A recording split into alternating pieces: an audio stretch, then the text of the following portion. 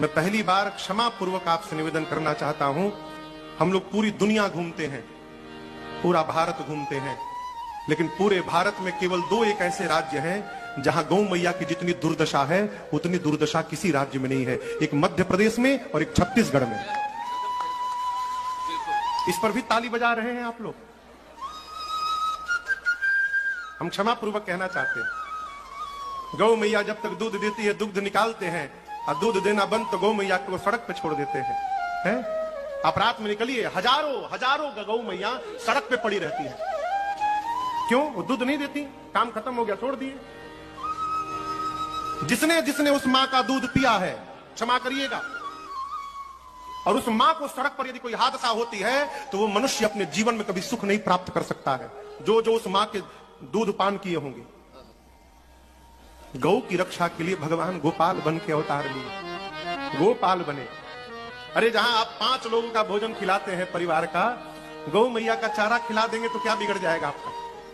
जिस घर के दरवाजे पर गौ मैया रहती हैं, उस घर में यदि कोई विपत्ति बाहरी आती है तो गौ मैया उस विपत्ति को अपने ऊपर झेल लेती है, उस परिवार को सुरक्षित बना के रखती हैं। यह हमारी गौ मैया की परंपरा महानता है।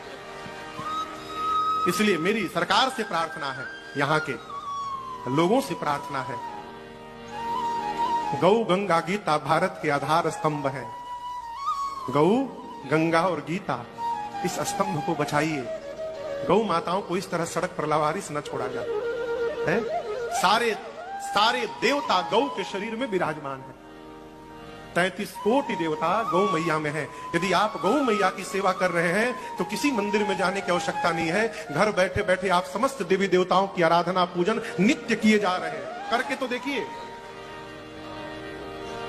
गौ मैया विप्र है, नंदी महाराज विप्र है, नंदी विप्र है।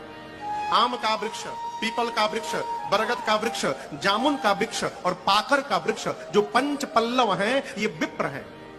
भगवान का मंदिर विप्र है, भगवान का श्री विग्रह विप्र है, शिवालय विप्र है, भगवान के पूजन में प्रयोग में आने वाली सारी वस्तुएं विप्र है, भारत की नदियां विप्र है। पूरे ब्रह्मांड में केवल भारत भूमि ऐसी है जहां हम नदी को मां कहा करते हैं। नदी मां है,